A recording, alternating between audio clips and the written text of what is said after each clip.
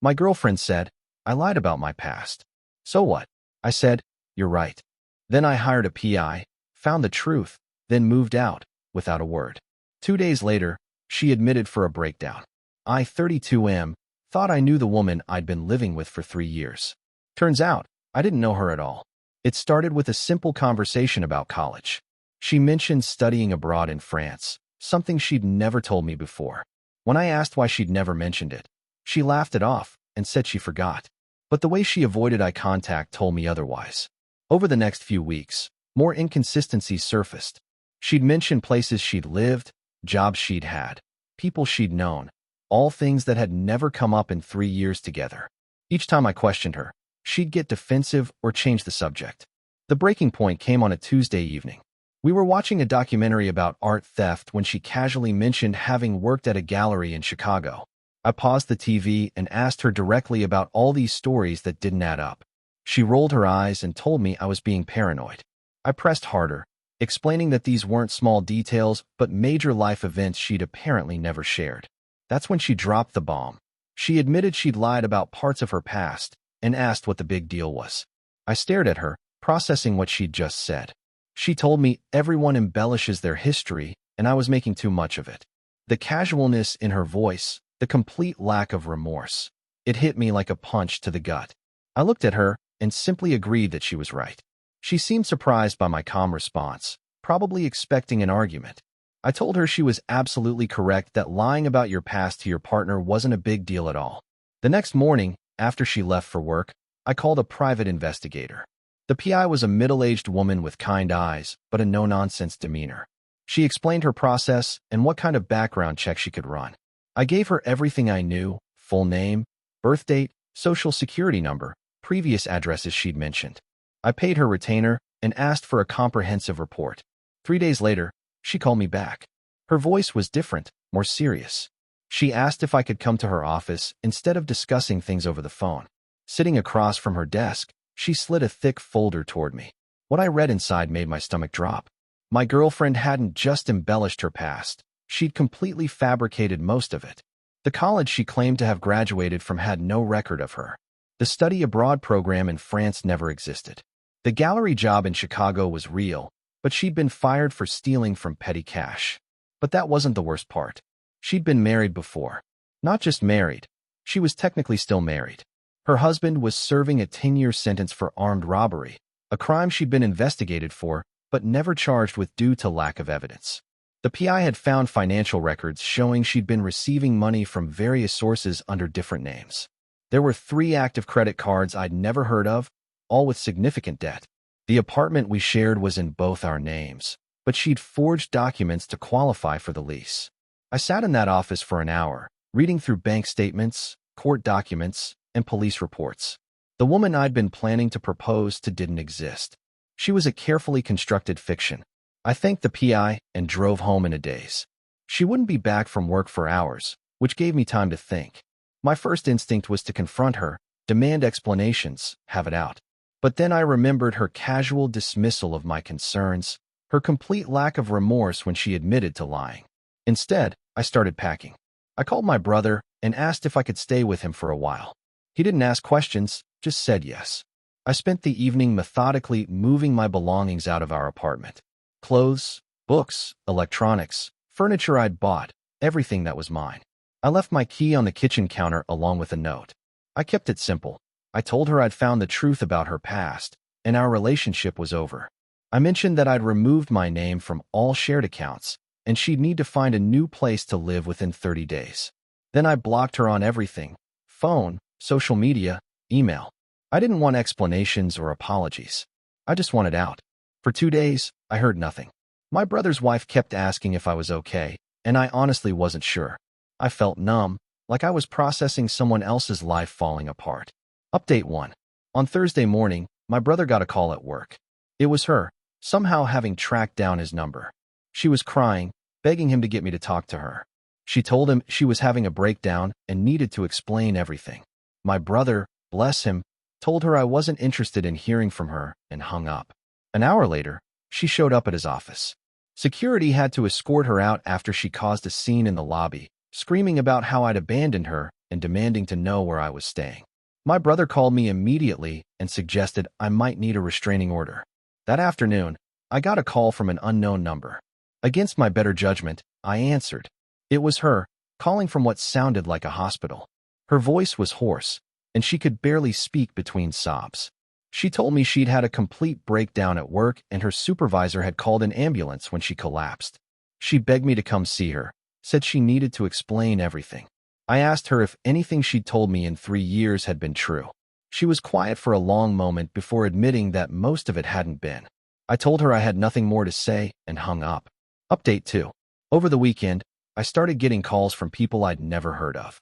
Her sister, who lived in another state, called to yell at me for abandoning her during a mental health crisis.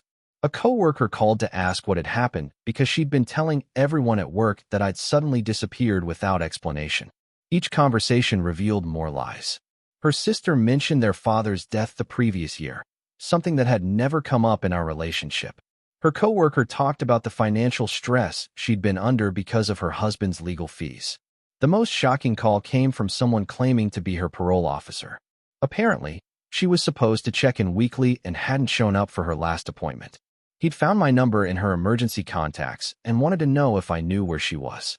I told him I had no idea and asked what she was on parole for. He couldn't give details, but mentioned it was related to fraud charges from 2 years ago, right around the time we'd started dating. I hung up and immediately called the PI back. I needed to know if there was anything else she hadn't uncovered. The PI agreed to dig deeper, focusing on the past 5 years. What she found was worse than I'd imagined. My girlfriend, whose real name wasn't even what she'd told me, had a pattern. She would move to new cities, create new identities, and find men to live off of. I was apparently her third long-term relationship following this pattern. The previous 2 relationships had ended when the men discovered the truth about her debts and legal troubles. In one case, she'd stolen the man's identity and opened credit cards in his name. He'd spent months cleaning up the financial mess she'd left behind. Update 3. By Monday, I decided I needed legal advice. The lawyer I consulted was straightforward about my options. While I probably couldn't recover the money I'd spent on her over 3 years, I could protect myself from any future financial liability. We went through all the shared accounts and leases I'd mentioned in my note.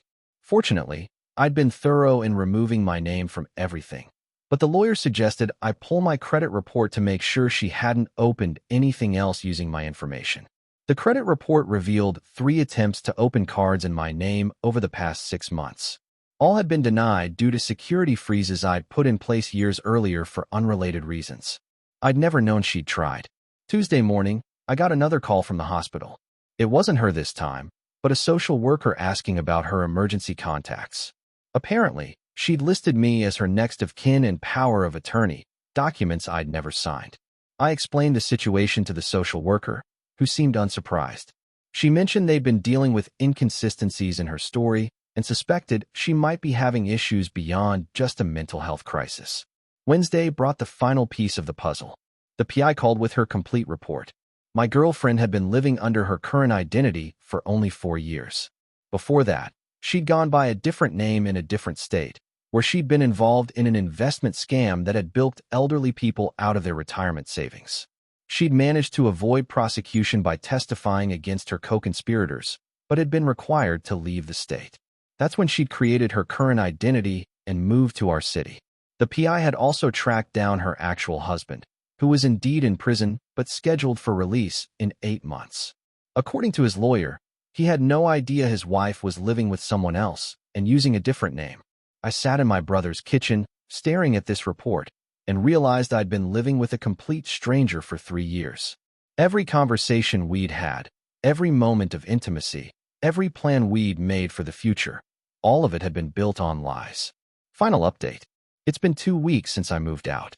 The calls have mostly stopped, though I still get the occasional voicemail from her or someone claiming to be calling on her behalf. I don't listen to them anymore. My lawyer helped me file a police report documenting the identity fraud attempts and the forged lease documents. The detective assigned to the case seemed familiar with her pattern and suggested this might help them build a case against her for her ongoing activities. I've started therapy to process what happened. It's hard to explain to people how completely someone can deceive you when you live with them every day. My therapist says it's common for people in my situation to blame themselves, wondering how they missed the signs. But the truth is, there weren't many signs to miss. She was incredibly good at what she did. She'd study me, learn what I wanted to hear, and become that person. The inconsistencies only started appearing when she got comfortable and stopped being as careful with her stories. The apartment we shared has been empty since I left. According to my former neighbor, she came back once to pack some things, but hasn't been seen since. The property management company has started eviction proceedings. I found out yesterday that she's moved to another city 3 hours away. A mutual acquaintance from work mentioned seeing her social media posts about starting fresh somewhere new. She's using a slightly different name now and claiming to be recently divorced. Part of me wants to warn whoever she gets involved with next, but my lawyer advised against any contact. I need to focus on rebuilding my own life rather than trying to manage hers. I'm still staying with my brother while I look for a new place. It's strange starting over at 32, but also liberating in a way. For the first time in years, I know exactly who I'm dealing with when I look in the mirror. The hardest part isn't the betrayal or the lies. It's accepting that I grieve the loss of someone who never existed in the first place. The woman I fell in love with was a character she played, carefully crafted to be exactly what I wanted. I don't regret hiring the PI or leaving the way I did. Some people deserve explanations and second chances. But when someone casually admits to lying about their entire life and shows no remorse, they've told you everything you need to know about who they really are. I believed her when she said lying about her past wasn't a big deal. She was right. For someone like her, lying was as natural as breathing. The mistake was mine in thinking we had the same definition of truth. These days, I'm focusing on rebuilding.